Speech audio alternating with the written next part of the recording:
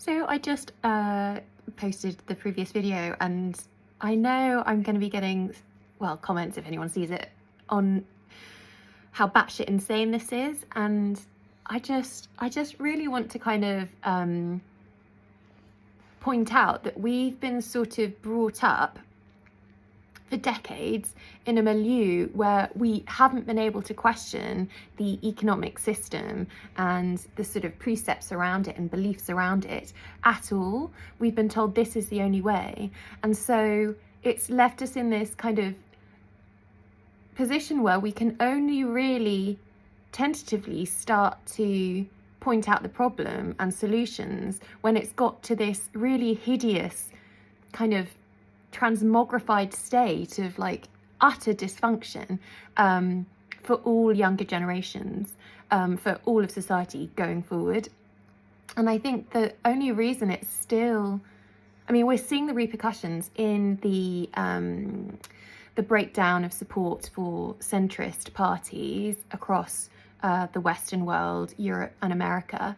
So, and with the rise of, we've been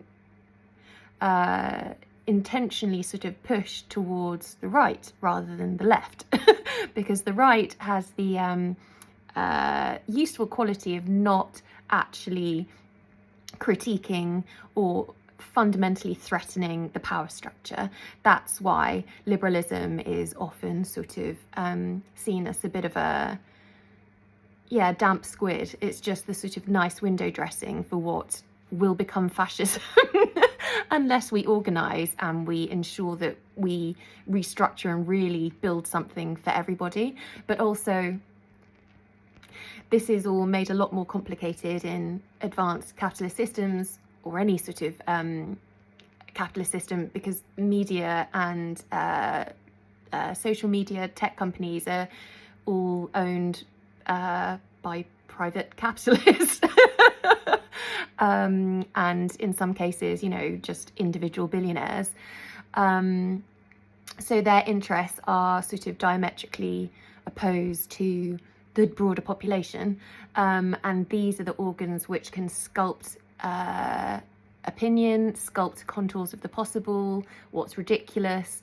And of course, for decades, they've been investing and building a sort of economic paradigm which we have been, which you're sort of mocked and scoffed out of hand if you sort of critique too deeply.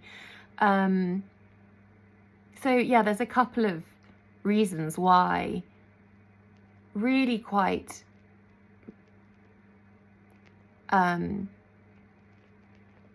simple welfare enhancing solutions tending to improving the welfare of society have got to a point where they appear to be quite large interventions in the free market.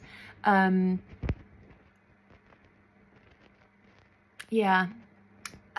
don't know. I guess this will appeal to people who are both diametrically opposed to me in thinking, and have completely absorbed or are benefiting from the status quo, or have absorbed the kind of narratives and stories which uphold it, or those who are possibly young and starting to question and looking for, meaningful solutions.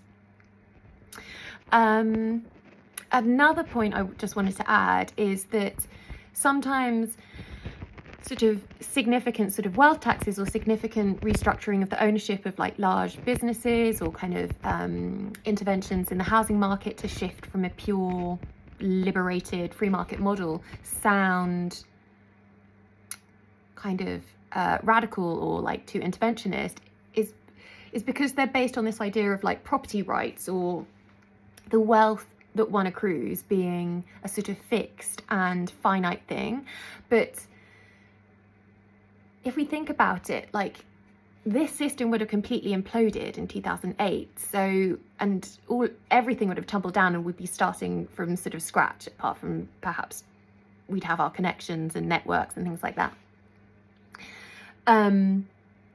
So this entire sort of monopoly board is a lot more fragile and a lot more contingent than we like to think.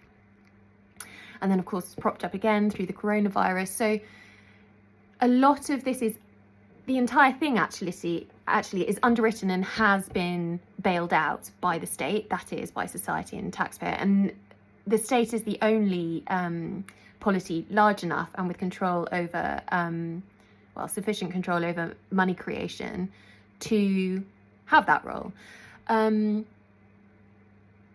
Okay, so linking to the next point.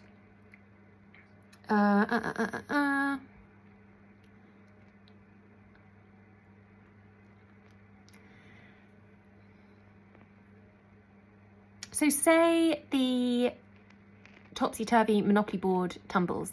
There's a new kind of liquidity financial crisis as the monster £100 billion, £250 billion bets on AI appear to go south. And this is already being sort of suggested by, what's the irritating head of the ChatGPT called?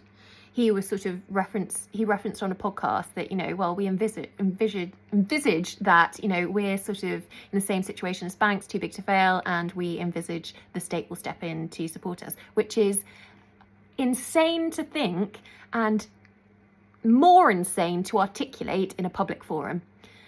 Like the idea that they can be permitted to extract these Leviathan rents from global society and the state with the explicit understanding that they are too big to fail and the state will support them and they will continue thereafter to make these Leviathan rents for private wealth of a few. We need to understand that the next time a big crash threatens, we the people do not permit the state to hand out cash, no strings attached. There is, one, the threat of letting it all tumble, and two, with the understanding that is so, the need for not just strings attached to this cash, but a fundamental restructuring of ownership and how the economy works so that it works for the people. And I don't know, I think the optimist in me hopes that we can restructure and get the blueprint ready and somehow counter the Leviathan power of mainstream media and tech, social media, in articulating this sort of vision of a redistribution of power and a fair economy, a democratic economy. But there is a part of me that thinks that so many people are tied to this ship, and the control of the wealthy and private interest is so phantasmagorically powerful and intricate. The ways of sort of layering and creating this sort of narrative of what is possible, that we may need to actually wait for the unraveling and the tumbling down of this system, or the immediate threat of it, before we can actually sort of restructure to something sane and fair, that isn't simply a sort of piggy bank for power to extort from the rest of us.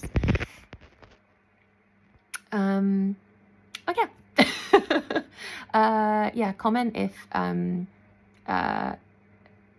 if you have any thoughts to add. I just find this sort of philosophical side quite interesting too.